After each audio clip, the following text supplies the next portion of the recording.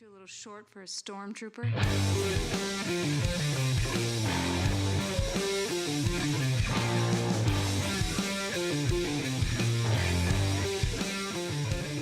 What's up, nerds? Welcome to another episode of the Multiverse Report.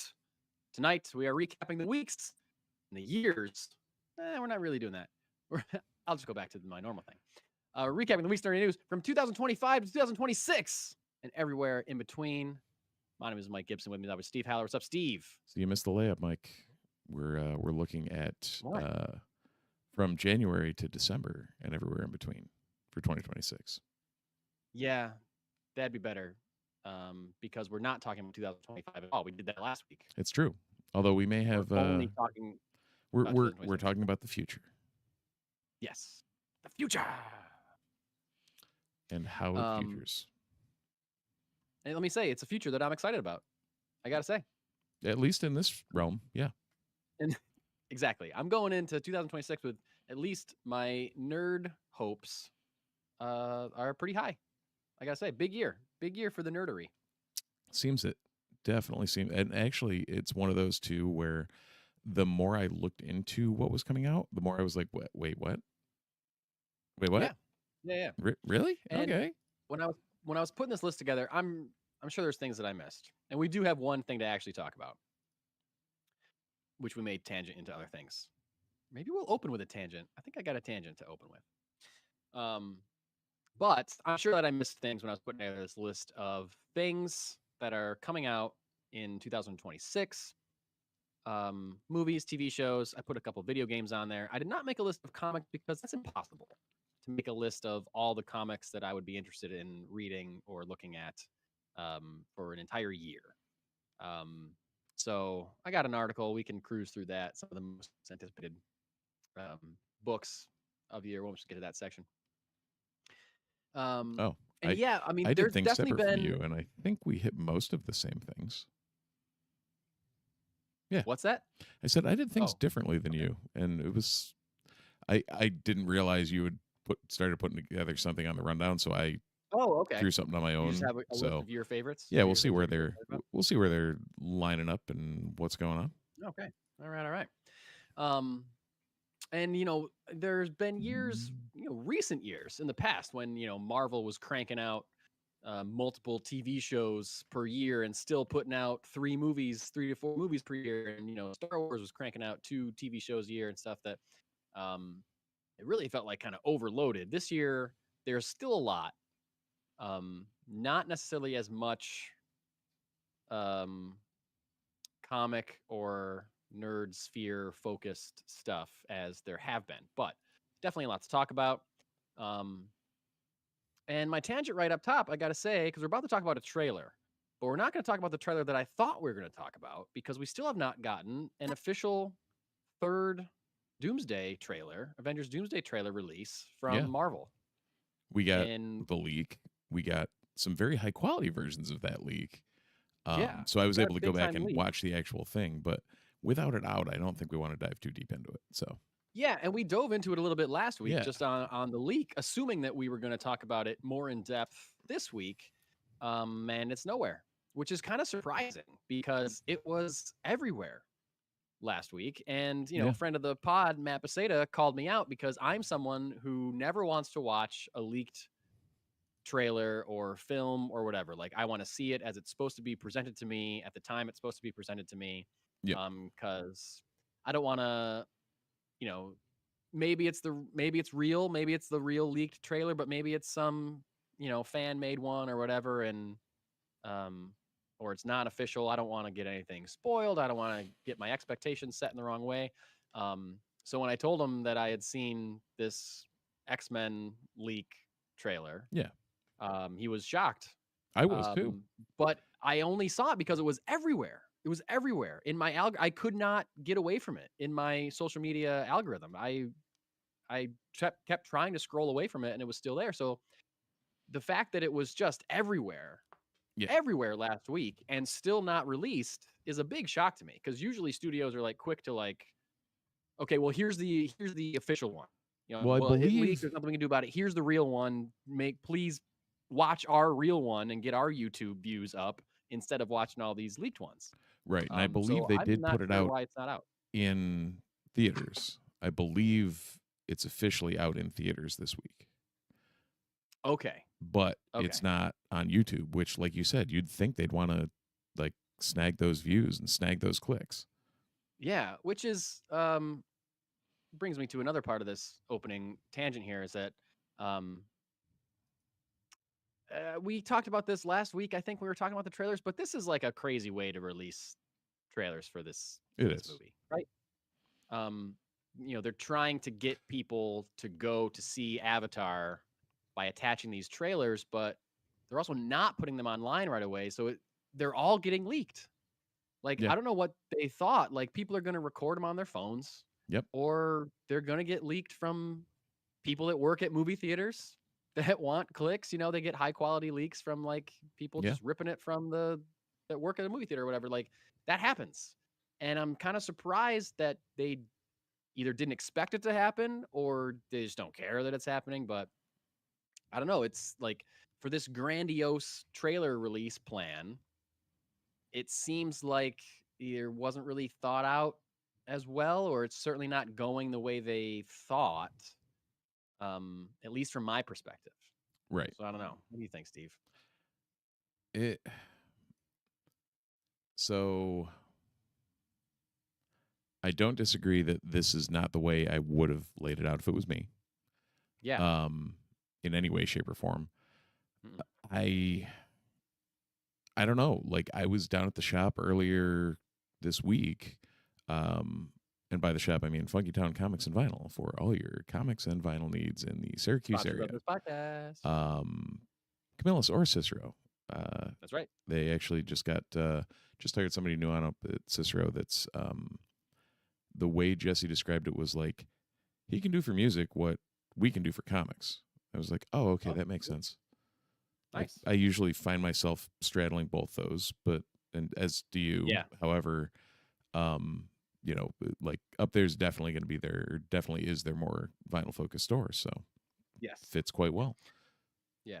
A screw just fell out of the chair that I'm sitting in. That's not a great. So if we see Mike just drop, now we know. Keep your eyes glued to this video because I may just fall out of frame. If that happens, seeing you're the one that clips things, you're going to clip that.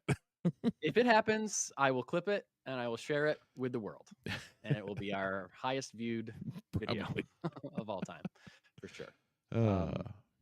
Yeah, so I don't know. I can't even tell. I mean, I'm not really inspecting, but I can't even tell where it fell out from. Yeah, I don't know. See. The trailer wise though, it just like I guess so we're tangenting because my good friend of mine ended up talking to him earlier, and he was Jim from Scouts. He brought up a good point about the post after the Steve trailer. One of the theories that he had heard and kind of now ascribes to is that him going back and living his life is what screwed it all up and why he has to come back. Okay. So that messed and splintered another timeline that they need to do something with, and created the the issue that we're seeing, which I mean, I get it, and I don't hate it because we know that's where Steve ended up. It's at least a more natural way to get him to come back. Right. So, and I think part of the reason that the Russo brothers were so successful in their storytelling with specifically Infinity War and Endgame is that they were able to find, Russo brothers, but also writers, Marcus and McFeely. Right. They're able to find very seemingly natural reasons and motivations for their characters to be doing things or going certain places. Rationale that makes sense, at least for a comic book movie. That makes it more believable. And if motivations are believable, then the movie's more believable in general. So hopefully that's what they're doing with Avengers Doomsday. And we will see. I also, before we actually start talking, because we're talking about the MCU in general, I think I mentioned last week that I had watched 2 Thor movies in a day. Yep. And one of them being the first one because my son has started watching the MCU. And since last week, we have completed the Avengers and Iron Man 3. And Okay. he loved the Avengers. He liked Iron Man 3. Complained about Iron Man 3 was a lot of what a lot of grown men complain about Iron Man 3 is that Tony's not wearing the suit enough. It's not about Iron Man enough. It's about Tony enough, which is why I love Iron Man 3. So, I'll take post-traumatic stress disorder spotlight in a superhero movie any day of the week over punchy, shooty. It's way more interesting to me to have it be a character study on Tony Stark and his fallout from almost dying in the Avengers movie. Right. Than just another like punch, beat 'em up movie. It's really great. It's probably one of my favorite MCU movies, to be honest with you. Iron Man 3. So yeah, and I'll have to go back and rewatch that. So I showed after our discussion last week, I went back and showed my son a bunch of the trailers for the original movies. Oh, cool. So the Iron Man trailer, the Thor trailer, First Avenger trailer. Yeah. Similarly, didn't show him Hulk after you mentioned, oh yeah, that might confuse him. I was like, all right, yeah, that makes sense. Because weirdly, I feel like he would have gravitated to Hulk. I thought the same. Yeah. So he knows Grandpa really liked Hulk growing up. Oh, there you go. Yeah. So that's become my dad at this point couldn't give two flying shits about comics. But what's become a nice running Christmas thing is I find him a random back issue of Hulk and like You've told me use that as a thing. Yeah. I'm like, here you go. Yeah. Like you get a gift card, but you also get an issue of Hulk. Yeah. That's great. But he latched on to Cap. He was like, cool. we should watch Cap. I'm like, okay. Yeah. What am I gonna say? No. I know. Yeah. But he's not I can tell Sam is definitely much more of a movie kid than Seabass is. Yeah. It was very important to me to have Sam have the attention span to sit through a movie when he was a kid. So we like really pushed movies hard. And I know like he has friends whose parents are like, oh, I wish I could get my son to sit through Star Wars. I can't get him to like pay attention to a movie. I'm like, well, maybe that's because you let him play or watch YouTube shorts for 3 hours a day or whatever. Like, right. you gotta work at it. It's kind of your fault too, dude. Mm-hmm. Yeah, and that's like Sebastian will grab onto, like if he grabs onto a movie, he's all about it. Right. Yeah.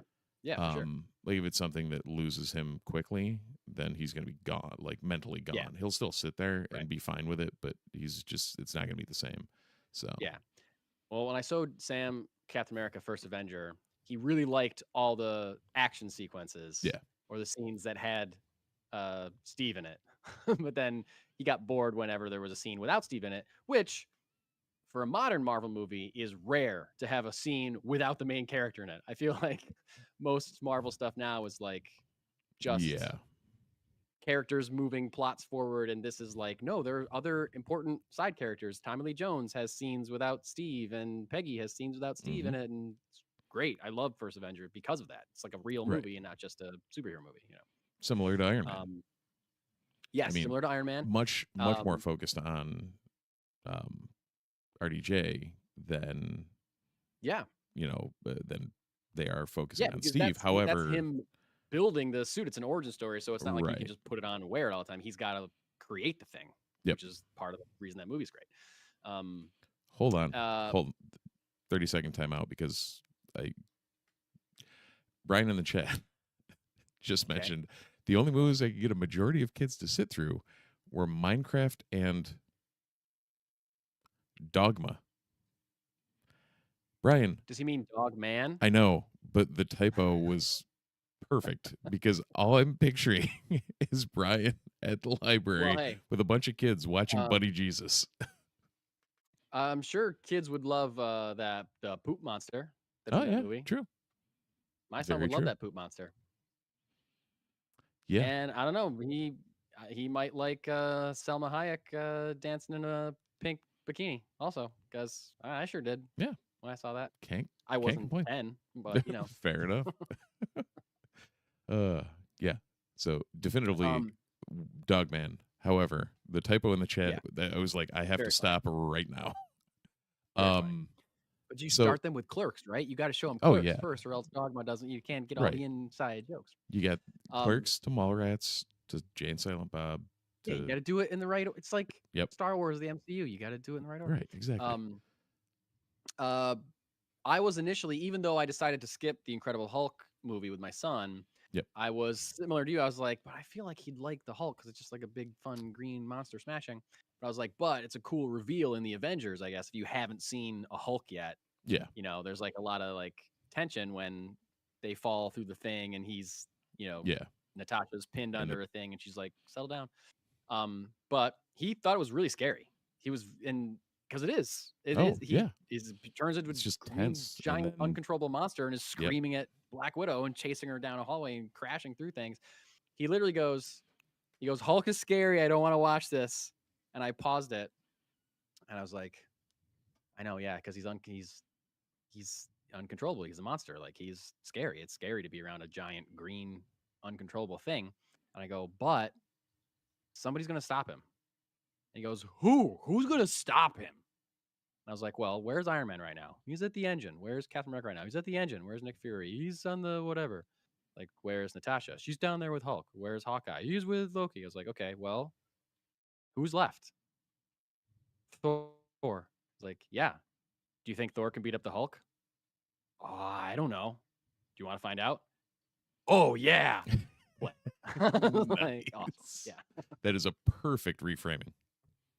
Yep. Yeah. Exactly. And speaking of reframings, back to Iron Man 3. Okay. Where Ben Kingsley. Yes. Is it Sir Ben? I believe Sir Ben Kingsley. Sir Ben Kingsley makes his MCU debut as Trevor Slattery. How stupid is it that Ben Kingsley is, at the time we thought, a major villain in the MCU? Come to find out. Turns out to be a major side character, kind of. Just shows sidekick up in that's Shang-Chi hilarious everywhere. Now, other thing, I had the realization, everyone hates the people that hate Iron Man 3 largely hate the Mandarin twist, right? That's like a reason that people point to. Yeah. Which we've talked about this recently, I think. Iron Man 3 has come up and I said, I have no problem with that. And I started thinking after I watched it this time, like, what did people want? Did they want Iron Man to fight Sir Ben Kingsley? Like, what would that even look like? Like, Sir Ben King, I can't imagine Ben Kingsley fighting Iron Man in any way. They'd have to give him like some dumb giant robot suit or something that we all would have thought was lame and we all would have hated that. Right? I mean, that's literally what we watched in the first movie. And the second one. The first, like, both movies end with him fighting other people in giant robot suits. So, like, I mean, it is Iron Man. That's kind of what he does. It is kind of what he does, but like this, I'm just saying, like, Iron Man 3 is way more interesting of a movie the way they made it versus the way they could have made it. Yeah. And like, if you have a way that it would have been interesting to watch Iron Man fight Ben Kingsley, tell me. I would love to hear, but I cannot think of a showdown that would have been suitable. Like, he would have had to have some like sidekick or whatever that was like the big formidable fight at the end or something. Yeah. Or I don't know. I think probably people would have complained about it no matter what. Anyway, Ben Kingsley reprising his role as Trevor Slattery in what seems like a pretty big way in the Marvel series Wonder Man, which comes out this month, January 27th. And it is very surprising to me the lack of promotion that I've seen for Wonder Man. And it is reminding me of the lack of promotion we got for the series Echo when that was coming out. It seems like this somehow is maybe a series that Marvel doesn't really believe in as much. And like, even what's the last one? Fantastic Four. Ironheart, I feel like, was barely promoted. I feel like Fantastic Four was barely promoted. Yeah. Like, I don't know, what is it, my algorithm, or like, are you seeing a ton of Wonder Man stuff that I'm not seeing? No. I'm not seeing a ton of anything anywhere. If anyone in the chat is, let us know. But it's, yeah. It seems crazy to have a series coming out this month that we didn't get like big pushes for around like Christmas time or whatever. Like, I don't know. Yeah. You know, where's all the hype? And I just feel like when, you know, WandaVision and even like Moon Knight and She-Hulk. Like, I feel like I was seeing that stuff everywhere. Like, there was tons of hype for that stuff. And now they're kind of backing off. Even like Daredevil, there's a bunch of hype for Born Again, and I wonder what the hype's going to be like come February for the early March debut of Daredevil Born Again season 2. Yeah. I'll be shocked if it's as nowhere as the hype for or marketing for Wonder Man, right? I should say. And the other reason that I think you could maybe guess that Marvel doesn't really believe in this series too much is that I saw it advertised as a, quote, 8-episode premiere on January 27th. That's what? called the binge model. Yeah. You're dropping the entire... That's the Netflix 8-episode You can premiere. just say it's okay. binging. That's what they did with Echo as well. Yeah. Echo turned out to be great. Yeah, I thought Echo was great. awesome. I had no idea why they didn't believe in Echo, and I'm hoping the same for Wonder Man because by the honestly, trailer, it looks pretty intriguing. I think this looks great. Yeah. Like, not only is it seemingly telling a story in an interesting way, not only do the actors seem like they're doing a good job, it also looks really good. It looks like it's shot really well. It looks like it's shot on film almost, or like maybe digitally, but in a way that looks like it's shot on film. It looks really good. It's shot in an interesting way. Yeah. There seems to be like a lot of bright colors, which sometimes Marvel cannot be great at. It just, and this was the longest trailer that I've seen for it. Yeah. But I still don't really know what it's about and what it's going to have. Obviously, it's an actor trying to get a job as the fictional superhero Wonder Man. And in this trailer, it's the first time we actually see a hint of him having his own powers that he's trying to keep hidden. And that's all we kind of know. But like, I gotta say, I think this show looks great. What did you? Yeah, I'd agree. Thoughts? No, yeah. It seems like and we'll probably be proven wrong, but it seems like a breath of fresh air type, not the same series that we're seeing all the time, similar to what Echo was. Similar to what Agatha was. Like, those are two of my favorite series that have come out in recent years. Yeah. And yeah. both of them were wildly different than anything anyone could have possibly anticipated.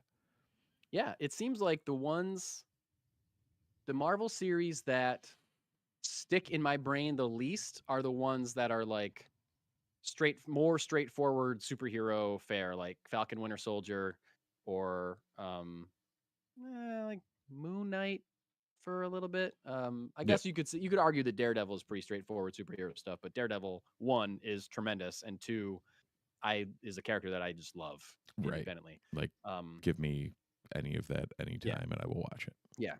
But stuff like WandaVision is a curveball. Like you said, Agatha's a curveball. She-Hulk, definitely not standard superhero television. And a lot of people hated it for that. I thought it was great. So they seem to be kind of winning when they curve from the formula a little bit. But it seems like they're also maybe not as confident when they do that. Yeah. But it's a bummer because, like, they dropped Echo, and I feel like there's been no talk of like seeing that character return. Or they're certainly not making a season 2, even though, I don't know, again, I thought it was really good. And I think, mostly based on this trailer alone, I think Wonder Man and Yahya Abdin, am I saying his name? Yahya Abdul-Mateen. Abdul-Mateen, yeah. Seems like they would be a great addition to the MCU. Yeah. If they wanted to like really commit to this character, but based on the marketing and the 8-episode premiere, it doesn't seem like they want to commit to this character, and that, I don't know. I grew up reading Avengers comics with Wonder Man in it, so like one I of think he that would be a good fit to be on the team. Yeah, we've talked about that stack of books that I had that I read through like 75 times. One of them, or two of them, were Wonder Man, and one of them was West Coast Avengers. So I got a lot of Wonder Man growing up. Like, Simon Williams is not a stranger to me. Yeah, and was I shocked when they announced a Wonder Man series? Yeah. Did I say that I couldn't be less interested in it. Yeah, I think I did say that. Yeah. But I'm sure somewhere along the line I said we'll have to see what the trailer looks like. And now we've seen a couple trailers or teasers, and I think it looks good. So I'm down for it. I think it's smart of them to make it look different than anything else, take a different take than anything else, because that's all we complain about with the MCU is that it all feels the same and there's no originality anymore. So, like, yeah, don't shy away from the thing that your fans are clamoring for. I don't know. Seems like they're scared of it. It seems like they're scared of their own shadow a lot of times recently. Like, yeah, I don't know. Yeah, like we said when it was Superman versus Fantastic Four, the hype train was there for Superman, but there was like the marketing push for Fantastic Four seemed like they had already acquiesced to losing that battle, or just resting on their laurels. Paled in comparison, yeah, I think, to Superman. And we're gonna see that again. Like, not to jump. Well, we talked enough about the Wonder Man trailer. We're gonna see that again in 2026 when Doomsday ends up directly up against Dune Part 3. What kind of stupidity is that? Crazy. I forgot that they were coming out on the same day. I know we talked about it when they announced the Doomsday because they moved Doomsday, right? They had it was supposed to come out already. Yeah. They moved it. And we said one of those two is going to move. They might still, but god damn. Like, imagine that. This is like, do you just sit in the theater all day that day or what? I think I know the answer to this question for me, and I think I know it for you. I could be wrong. If you could only go see one movie that weekend, or you're standing in front of a movie theater that's showing two movies. They're showing Avengers and they're showing Doomsday. You only have enough money to buy one ticket. What movie are you going to see? Oh, sorry. I said Avengers and Doomsday. Avengers and Dune Part 3. Which movie are you going to see? Okay, so your first question and your second question are two distinctly different questions. Because I had the answer to your first question. They're not, though. Which of these movies are you more excited to see? I'm putting a lot of pretense over the director. It's one of those direct question of which of these are you more excited for? It's one of those where if I had the choice, I would go see Doomsday just because I don't want it spoiled for me. Because I've already read Dune Messiah. Okay, good point. So that's why I'm saying they're two different questions. As far as what I'm actually more excited for, I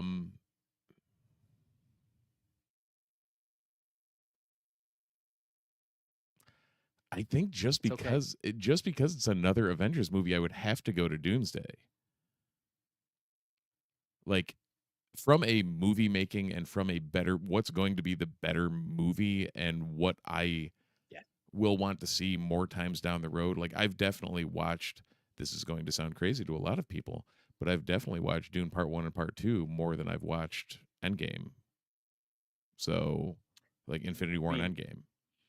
You're talking to someone that watches the Batman multiple times a year. You're fine. No, it doesn't sound crazy to me. But, like, anybody watching is probably like, really? Like, Endgame was Endgame. And I'm actually listening to Syracuse's own Superpod Hero Cast going through their Doomsday episode right now, or their Endgame episode right now. And, like, thinking about it, I'm like, yeah, that was a really good movie. But it was such a capstone and culmination of everything. I don't know. I don't go back to rewatch it. I've only rewatched Endgame maybe twice. Since it left theaters. Maybe twice. Definitely once when I was doing it. I did a big last year I wanted to rewatch the Guardians movies, and so I included the Infinity War and Endgame to complete that story. And you know what? I think that was definitely the second time I had watched it since I bought the Blu-ray or whatever, Yeah. But yeah, I mean, it's a 3-hour movie with an ending that's super sad. Yeah. So, I don't know if I want to sit through 3 hours for that. Right. And was honestly, it a killer payoff to what we had seen? Absolutely. Yeah. Am I going to go throw it in the DVD player? But there's also a lot less action in Endgame than there is in something like Infinity War. Infinity War is fighting every 5 minutes for 2.5 hours. Yep. Where Endgame is a lot of like, let's figure out time travel and setting up this and going to find the stones. And it's out of like, I got to convince this person to give me the stone. And like, it's like, it's not as punchy as Infinity War. So well, there's not. It's easier there's less. It's less fun to rewatch Endgame. And there's less. The more you rewatch it, the less payoffs you actually get. You know, Steve dropping the Avengers Assemble. Yeah, that doesn't hit after you've seen it 75 times. Exactly. Yeah. That's like a movie that, really works the first time you see it because so many of the moves it makes are unexpected. Yeah. But so satisfying. But like what you said, once you've seen those a bunch of times, seen those moves, you know what's coming. Yeah, it's still fun. It's still cool to see that, but you're not blown away. You will never have the same experience watching it like you did the first time. It'll never make you feel exactly as excited as you did the first time because you know the twist. You know that Steve picks up the hammer. Right. Stuff like that. And we've mentioned it before for other movies like Deadpool and Wolverine and No Way Home. Endgame is a much lesser degree than that. Like I would happily rewatch Endgame, whereas the other two I'm like, okay, I've seen them twice, 3 times each, whatever. Like I'm not gonna bother. Endgame is telling its own story. Yeah. It's not relying on our nostalgia for another franchise, or another version of this franchise. Yeah. And like we said earlier, like it's paying things off that we've been watching for 12 years or whatever, however long it took to make Endgame. Like, it's, No Way Home and Deadpool Wolverine are full of a lot of like nerdy references and inside jokes and things like that, which are fun and great. But Endgame is paying off its own setups, and you don't have to have read whatever specific comic or know about this internet nerdy meme to understand the joke that Iron Man is saying in whatever scene. So I am already like nervous and emotional about when it comes time to watch that one with my son, because he's gonna be wrecked by the end of that movie. Yeah, at the ending. Now on the bright side, there's 8,000 movies before you get there, so like, he'll at least have another close to a year under his belt before you figure that one out. We've got some time. But now he asked me when the next Avengers movie is coming out, so I was like, it's coming out this fall. And he was like, "Oh, we got to finish all the movies before that." Yeah. Oh, okay. All right. Well then, because like I was worried to show him Force Awakens, right? Because of the death in that movie, and that hit him. He didn't love that. Yeah. But the one in Endgame is like, he doesn't fall off of a pedestal into nothing. Well, and you're with him. You're with him. Not just one. Yeah, I know. Yeah. I know. That was the other thing that hit me when I was, of course, I'm sitting here snowblowing and listening to that podcast that I was telling you about. And I'm just like, huh. Oh, yeah, they died. Oh, yeah, that hit hard. Oh, yeah, that scene hit hard. Like, huh, okay. Yeah. There definitely were some beats in that movie. Yeah. So my wife has been rewatching them with us as well. And most of these she hasn't seen since she saw them in the theater. Right. And she's like, this is really fun. What? These are great. This is like super fun to rewatch these. I was like, yeah, it's great. Yeah. And then I brought up like, Endgame's going to be tough. And she's like, oh my God. Yeah. And I'd remind her, I was like, plus Natasha, plus in Infinity War, Gamora, like Loki, there's like a lot of like, anyway, are we done tangenting about Avengers in the MCU? Yeah, so we've at least covered 2 of the movies coming out in 2026. Well, no, we've actually covered one because I don't think we actually talked much about Dune Part 3. But, I am kind of with you. Like, as much as I think Dune Part 3 is going to be a better movie, I have more faith in Dune Part 3 than I do in Avengers Doomsday. I would see Doomsday first. I still would. Yeah, as a even if it and doesn't hit the way I will it, see Doomsday first. Yeah, assuming things don't line up weird or whatever, I'm with you on that. Yeah. Yeah, maybe we should do a get Funky Town and try and do a private screening down there. That'd be cool. We talk about that every once in a while. It hasn't do. happened yet. Figure it out. Brian, work on it. Anyway, we're launching into our looking forward into 2026. I'm going to read a list of nerd-ish, not all straight comic or superhero related movies, but stuff that we would talk about on this podcast. Stuff that we would mention or would come up maybe. Heard us before. More or less, with the exception of one or two things I just wanted to add because I'm excited about them. This is movies that are coming out in 2026. Starting with, I put all the big ones up front. Yep. Let's get those out of the way. Avengers, Doomsday, The Mandalorian, and Grogu. Spider-Man, Brand New Day, Supergirl, Dune Part 3.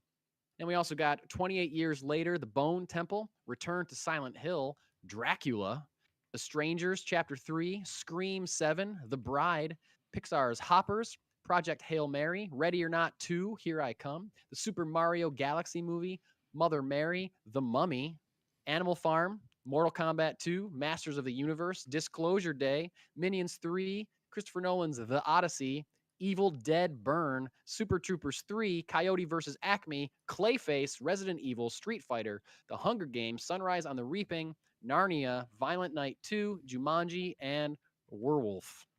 Whoa. I saw that too, and I was like, how do you say that? I think it's just werewolf, but yeah. I'd like to say werewolf because it's spelled that way. That's Robert Eggers, the guy that did Nosferatu and The Lighthouse and The Witch. Apparently he's a huge Wolfpack fan. Yeah, maybe. I am very excited about that, as I'm excited about Lee Cronin's The Mummy. He's doing a mummy. This is the guy that did... I was trying to figure out what that... Yeah. Yeah, I looked it up because I was like, well, who's making another mummy movie? And it's the guy that did The Invisible Man. Right. From like 2020, which is great. Yeah. And Wolfman from this past year, which I did not think was very good, unfortunately. Okay. So, if we're playing baseball, he's still doing solid. So, yeah.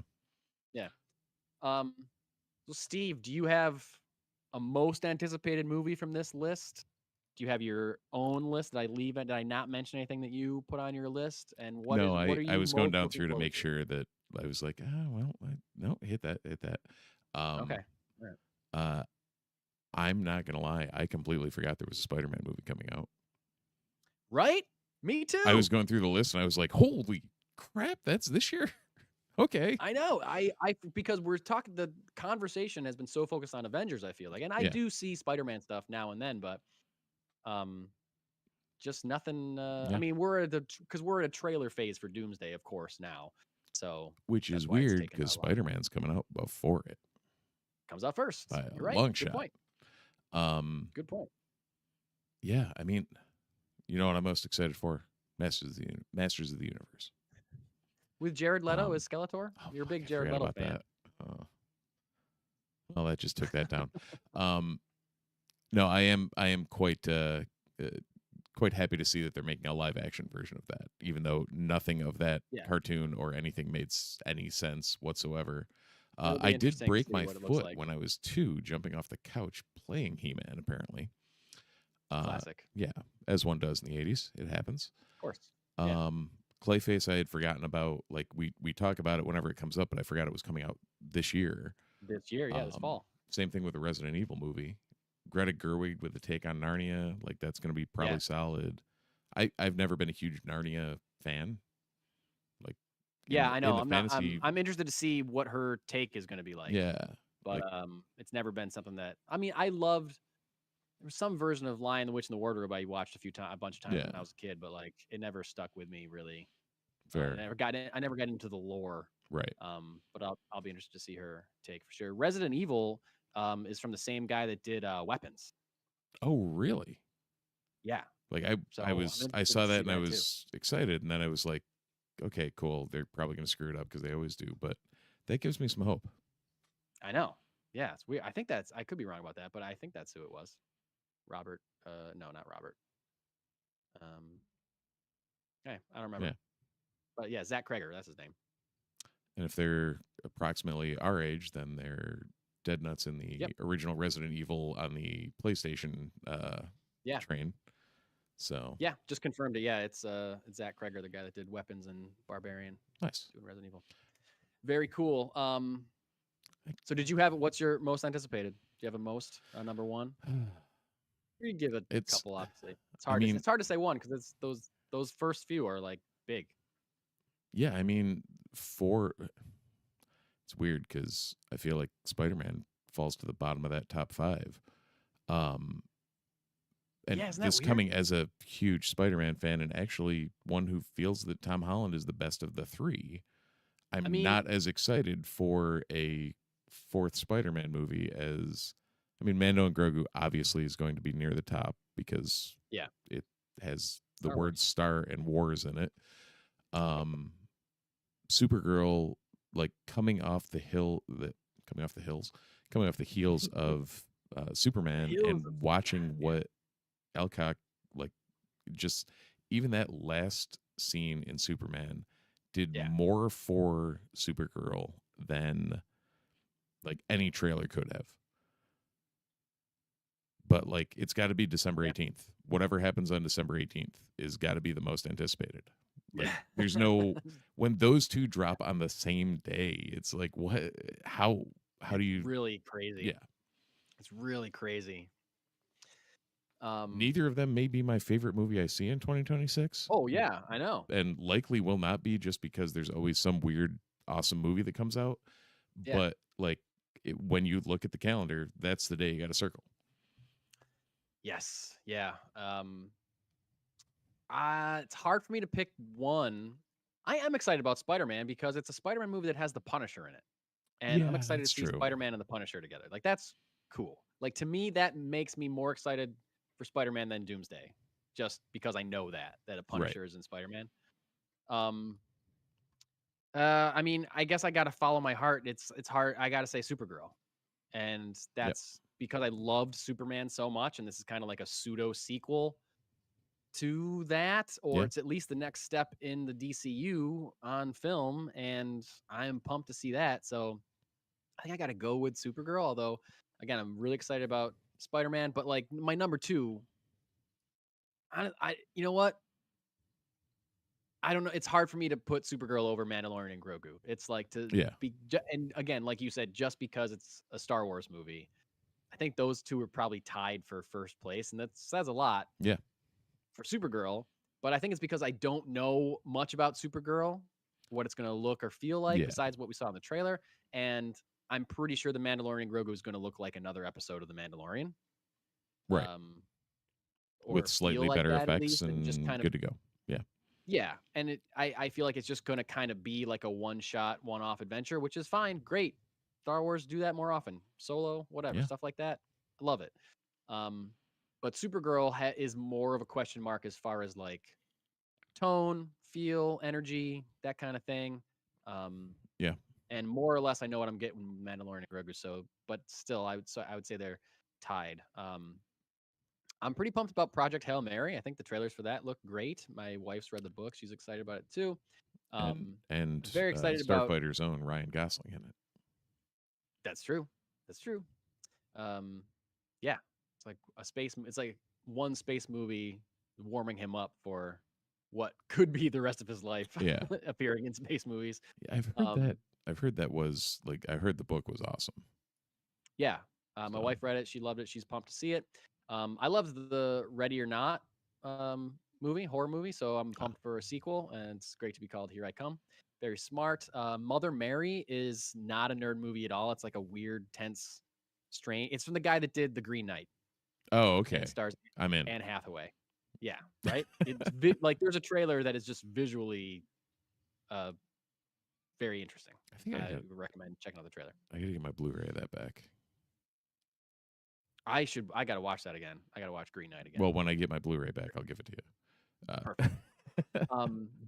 Disclosure Day is the next movie from Steven Spielberg, who has not put out a movie in a few years, which is kind of a big deal, and it's like an alien movie. The trailer for that looks super creepy, more so than you would maybe think from Steven Spielberg in his late 70s. Yeah, I always also love when he just does something random because it usually works. Yeah, for sure. And also, like, I'm pretty pumped for the Odyssey. Yeah. You know, I don't mean to just be going through this list, but like, I am genuinely excited about a lot of this stuff. You missed Mortal Kombat 2, by the way. Oh, I must have missed it because I'm too excited for it. I wanted to save it for the last. Dude, the original Mortal Kombat in the 90s was one of my favorite movies of all time as a child. Which was it really? horrible movie. Yeah, not a good movie in any way, shape, or form. Yeah. You can see my tastes have evolved since then slightly. Yes, and I'm glad that they have. Otherwise, I'm not sure this podcast would have lasted so long. I'm just looking at this list and realizing the kind of year that I'm about to have for movies. Yeah, things that I love. Yeah, there's an Avengers movie, there's a Star Wars movie, there's a Spider-Man movie, there's a new DC movie, there's Dune, there's Scream 7. There's a version of the Frankenstein story with the bride. There is a new movie from the guy that did The Green Knight. There's a new Christopher Nolan movie. Yeah. There's a new Evil Dead movie. There's an Evil Dead movie. Like, there's another DC movie. There's Clayface. Yep. And Coyote vs. Acme is finally getting released, which we've been talking about for 2 or 3 years. I've been excited about for a long time. There's a new horror movie from Robert Eggers, and Violent Night 2 is a sequel to a Christmas. Was that the one with David Harbour? David Harbour. It's great. That's awesome. It's great. You got to watch it next year. Nice. I've watched it for the last like 3 years, and every time I've watched it, after the first time, I'm like, I'm not gonna like it as much, and I'm like, nope, this is great. This movie rules. Awesome. Like, he's great at it. It's just, it knows what kind of movie it is, like over the top, but still hits. You know, it's really great. Nice. That sounds like the trailer for that Street Fighter movie too. Yeah. Of like, exactly. It knows exactly what it is. Exactly. So like, I'm looking at this list thinking, I'm gonna have a really great nerdy ass time at the movie theater. Oh, who's directing that Dracula reboot? You know what? I looked it up and I forgot. But it's like notable. Silent Hill. Jesus, is this the year of the video game movie? I know, right? Like, on this list, you have 1, 2, because Super Mario Galaxy, 3, 4, 5. Yeah, you're right. There's a lot of video games specifically. 5 video game specific movies. Huh. Damn, that's crazy. Yeah. 1 geared for kids. The rest, very much not. Because Silent Hill, that ain't gonna be a kid movie. No. That game creeped me the hell out as a child. Dracula is okay. Dracula apparently was released in France this year in 2025. Oh yeah, it's getting a North America release February 2026. Luc Besson is the director of it, and it stars Christoph Waltz. Oh okay. Caleb Landry Jones. I don't know who that is as Dracula. Christoph Waltz. All I can ever think of is Inglourious Bastards, and he absolutely nailed that part. Yeah. That movie was way better than it should have been. Yeah, that put him on the map. Yeah, for sure. Luc Besson has done The Fifth Element. Oh, okay. Atlantis. Whoa, the Dogman movie? No, not the animated Dogman movie. No, a different Dogman movie. An action thriller. So that's 2 Dogman screw-ups we've had in 1 episode. And 1 episode. Oh my god. Crazy. Big year at the movies for me. I know like nothing about that Evil Dead movie, and I still just can't wait. Can't wait to go see it. TV. Fifth Element was a 90s experience right there. I got to see that again. I've only seen that once. Oh yeah. I should watch it again. People love it. I think the last time I saw it was I saw it twice right around when it came out or when it came out on video. Oh yeah. But like Mila Jovovich, Bruce Willis, Chris Tucker, Gary Oldman. Oh, Chris Tucker is out of this world in that movie. Yes. It's crazy good. I didn't see it for years. I saw it Oh yeah, maybe 10 years ago for the first time or something, and I loved it. But yep. I should watch it again. I was like, oh, I get why people love this movie. This is great. Yeah. Very cool. Less of a lengthy list for TV as far as nerdery goes. But in 2026, you got Star Trek Starfleet Academy, A Knight of the Seven Kingdoms, the aforementioned Wonder Man, the final season of The Boys, the debut of Lanterns sometime in 2026, new season of One Piece anime on Netflix, Invincible Season 4, Daredevil Born Again Season 2, X-Men 97 Season 2, Friendly Neighborhood Spider-Man Season 2, The Witcher Season 5, last season of that, Avatar The Last Airbender Season 2, Vision Quest at Marvel, Spider Noir at Amazon, Star Trek Strange New World Season 4, and Walking Dead Daryl Dixon Season 4. It's apparently the last season of that show. It's crazy that they made 4 seasons of a spinoff to a show. Lasted for like a million seasons. That has 4 seasons, and I didn't even know had a season. I knew it had 1. I didn't realize it had 4. It's crazy that people still watch Walking Dead stuff. It is. You are missing a couple pieces of the puzzle in there. You know what? I didn't like the list I was looking at, and it didn't seem complete to me. So hit me. What did I leave off? The Boys Season 5. Nope, you have that. Rings of Power Season 3. Whoa, awesome. It's not official, but it's gearing up for like a November, December, apparently. Okay. I'm going to throw it in there because I freaking love this show, Shogun Season 2. Oh, yeah. Did you ever end up getting around to watching that? I've never watched it, no. It's just quality in general. Yeah. It was good. Dune Prophecy Season 2, which I still haven't watched season 1. Silo Season 4. Severance Season 3. And then 2 that I'm very disappointed in you, Michael. What? Ahsoka Season 2 is gearing up for a late 26 release. And Maul Shadow Lord. You know what? I thought when I was looking at this list, the list I was looking at, and I was like, I think it's leaving stuff off. It's not saying stuff. I was like, what about that Maul show? Isn't that coming out? And I meant to look that up separately, and I didn't. So thank you for saying it. And Fallout Season 2 as well. Fallout Season 2. Which that was solid. I watched at least the first half of the first season because my wife kind of fell off of it. She's not one for over the top like gore and whatnot. Mm-hmm. It wasn't like scary in any way, shape, or form. It was just very bloody. Yeah. And I thought it was hilarious and great, but not all of us in the house did. So I never got around to finishing the season, which I will before season 2 comes out. Nice. Well, thank you for those additions. I'm interested to see what you say is your most anticipated TV show of the year. There's no way for me. There's no way that it's not Lanterns. There's just no way that it's not Lanterns for me. And that I'm saying that as someone who loves Severance, and I'm dying for season 3 of Severance. I cannot wait. I also thought Silo was really great. I'm really excited that you told me both of those are coming back. And like I'm pumped for a lot of the things on it. I'm pumped for more X-Men, Daredevil. Great. I'll check out Vision Quest for sure. Spider Noir is such a huge question mark that I don't know what that's going to be like at all. Rings of Power is great. So yeah, sign me up. But it's just going to be Lanterns for me. There's no way that it's not the new Green Lantern HBO show. So yeah, the HBO show definitely adds that little something to it. It's not even HBO Max. It's HBO. Right. It's like a full prestige. Right. HBO. This is a 9 p.m. Sunday night slot type show. The only thing I'm interested to see what you. Literally the only thing that edges it is 97 season 2 because.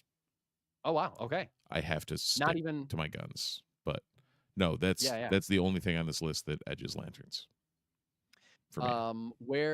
How do you feel about Knight of the Seven Kingdoms? I want to see it. I don't give a shit when I see it. Oh, okay. I'm very excited that they're making it, but it's not something that's like, okay, like I'll see if I can convince my wife to watch it, and if not, then I'll watch it, and it is what it is. Yeah, you'll get to it. Yeah, you'll get to it sooner or later. One Piece I did try and watch. Yeah. And it waffled for me between like the live action one on Netflix.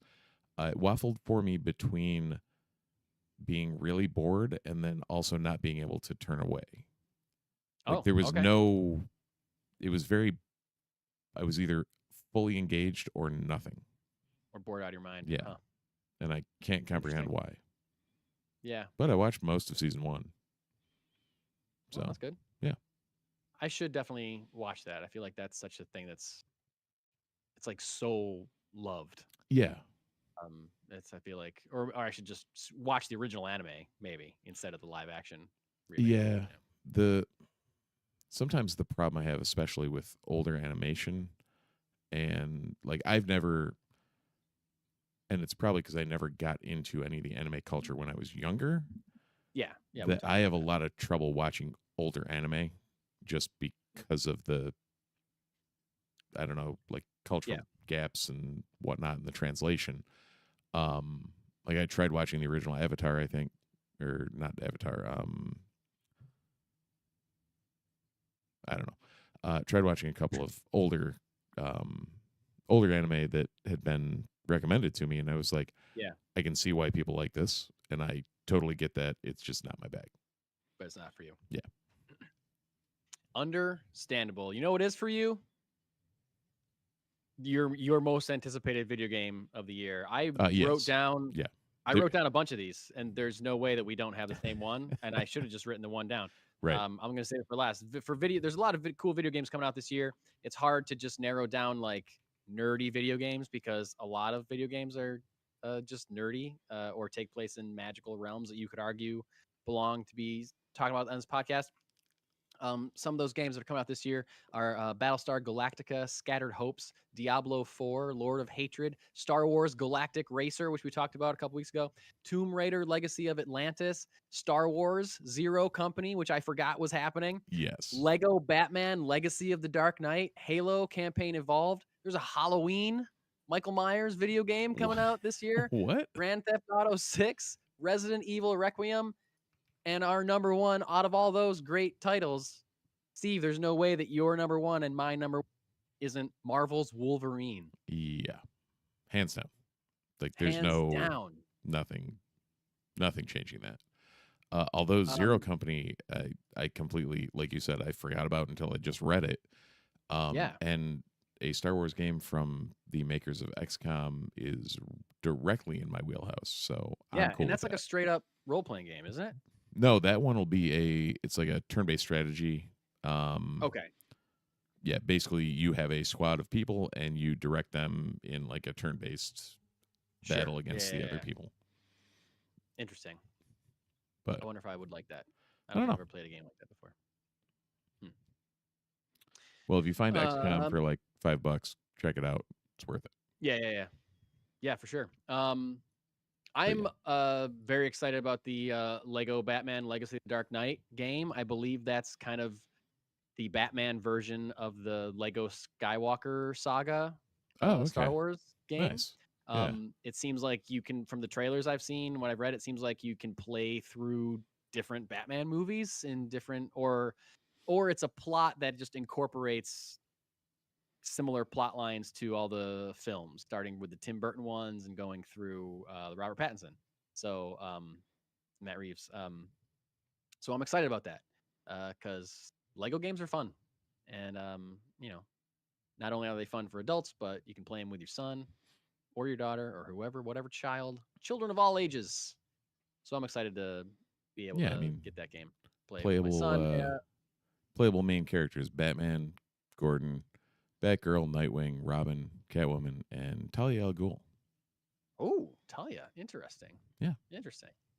And and the trailers all, some scenes he looks like the Christian Bale Batman. Sometimes he looks like the Val Kilmer Batman. Like there's different suits. My guess is that you play different suits when you're playing different levels that are based on the different movies. But like there's the Tommy Lee Jones Two-Face, and there's also, the Riddler from the Batman or whatever. It's like a bunch of different variations on the character, which is cool. Also pumped about Star Wars Galactic Racer. It looks super fun. I'll be grabbing that as well. And as far as comics, like we said, it's hard to, there's not really, I can't write down every comic that's coming out. But according to IGN, there's a new run of Teenage Mutant Ninja Turtles debuting in IW. There's a run of X-Men called X-Men Shadows of Tomorrow. It's got a lot of hype coming around it. DC's got its Next Level initiative that has like new books about Lobo from Scotty Young and Jorge Corona, Batwoman from Greg Rucka and Denis, Deathstroke, the Terminator, and like just a bunch of like new takes on characters that have been a little dormant for a while. There's a whole reboot of the Archie comics universe. Absolute DC universe is going to continue to grow and expand in certain ways. Imperial Guardians for Marvel, a new version of the Guardians of the Galaxy featuring Cosmic Ghost Rider and Captain Marvel coming out. DC's the new Vertigo. Vertigo is returning. And there's going to be a big Energon universe crossover, plus the Ultimate universe is ending at Marvel, and Saga's coming back. There's just like a bunch of like cool stuff happening, also including DC and Marvel continuing their crossover with a #1 issue of Superman Spider-Man on the back of their Deadpool Batman crossover that they did this year. So I don't know. I mean, Steve, I'm not listing every comic that comes out. It's hard to talk about most anticipated comics because comics are so kind of fast and loose with release dates and stuff, and we don't know sometimes what's happening or when it's happening. So and there's just so many so many comic books that are published every year, so it's hard to really say this one is my most anticipated because I might find my new favorite comic in the middle of June on a stand that I wasn't even looking for. I don't know what's coming out. You never know. I mean, Josh Williamson's doing a reboot of Iron Man. Yeah, that's right. I remember seeing that too. Yeah, like there's a Superman Spider-Man crossover. Like there's all sorts of weird shit going on. All sorts of cool stuff. I'm going to surprise the hell out of you and say my most anticipated thing is the return of Vertigo. That is a surprise to me. That's very close to the top of my list as well. Is there a specific reason why you're pumped for Vertigo? When like 10 of those release titles like jumped at me. When you've got when you've got Tiny and when you've got Denny Camp like ready to rock on it, like throw that in my veins. It's fine. Yeah, very smart move for them to bring back the Vertigo label, I believe. I mean, right now, I'm just really pumped to see the continuation of the Matt Fraction Batman. That's going to be real good story. So it's been really good. It's been really good, and it's definitely being written in a way where I feel like they know what they're doing and they know where they're going and what they're to. So I cannot wait to see what that ends up being. And in the meantime, may check out my local comic book store, which is Funky Town Comics and Vinyl, this Wednesday to see if I pick up any of the following books, including Absolute Batman Arc M Special #1, Absolute Green Lantern #10, Absolute Superman #15, Adventures of Superman and Book of L #5, Amazing Spider-Man 19, Batgirl 15, Batman #5, DCKO Night Fight #3, Devil on My Shoulder #2, FML #7, Godzilla #6, Justice Society of America #15, Marvel Black, White, Blood and Guts #4, The Nightmare Before Christmas, The Shiver of Christmastown #1. Interesting release date. Nova Centurion #3, The Phantom #4, Poison Ivy #40, Spider-Man Noir #4, Star Wars Han Solo: The Hunt for the Falcon #5, Star Wars Hyperspace Stories Tides of Terror #4, Teen Titans Go #11, Teenage Mutant Ninja Turtles Shredder #4, Ultimate Wolverine 13, Ultimate X-Men 26, Vampirella 9, Venom 253, War Wolf from local boy Steve Orlando #3, Wolverine 14, and X-Men 23. Woo! After a slow week last week, bringing out some big guns for this comic book day. Yeah. Wednesday, January 7th. A couple things on my pull: Batman and Poison Ivy. I'm also interested in the Nightmare Before Christmas special. Very interesting. Nightmare After Christmas. I think it's smart to have a Nightmare Before Christmas comic book. I think that's a smart idea because I don't think they're ever going to make a sequel or to that movie. Probably true. Continuing it somehow, I think, is smart, but just strange that you wouldn't do that like in September leading into Halloween and then have the series go through Christmas time. I don't know. Stop trying to make sense, Mike. Interesting though. I'll see what it's about.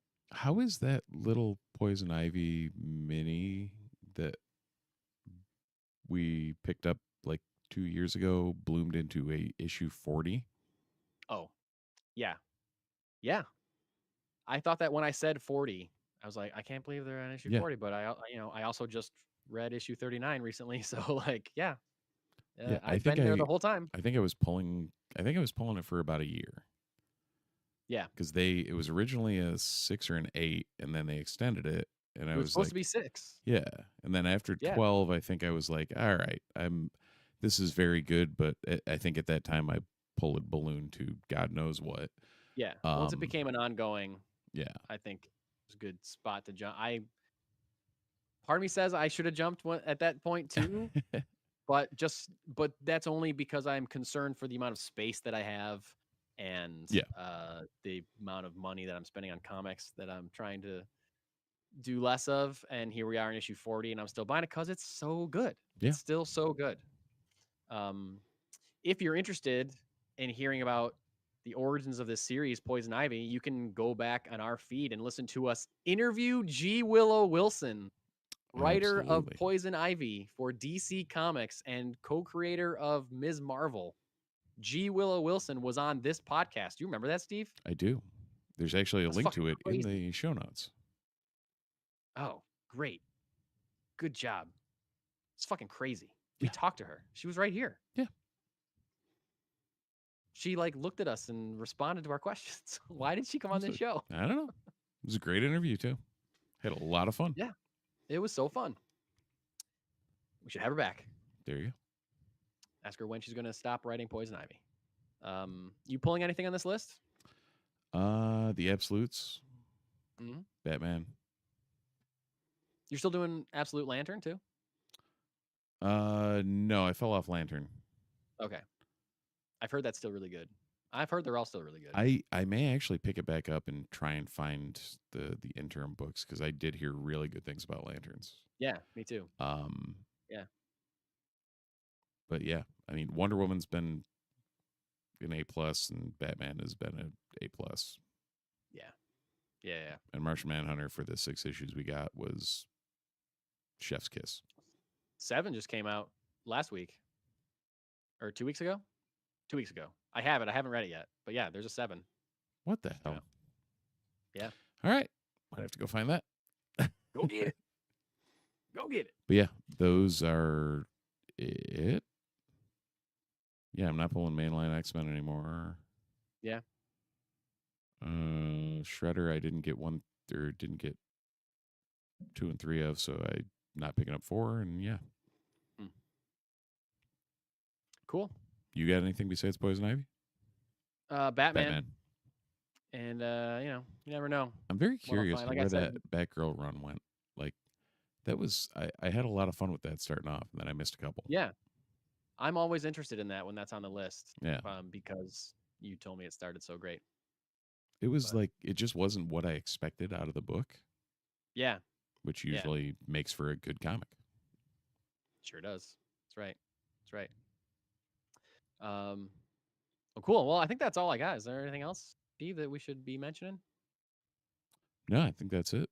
If you feel like getting a hold of us and, making it easier on us to put stuff in your ear holes, then check us out on the socials and subscribe, and leave us a comment on YouTube or Spotify or Apple Podcasts or wherever you're hearing our illustrious voices. I don't know.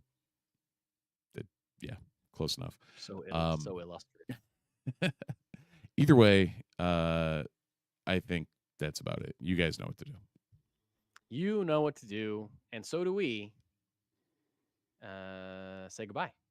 Yeah. And so, as the 2 suns set over the burnt corpses of Owen and Beru Lars, we say thanks for watching, thanks for listening, and we'll see you in the multiverse.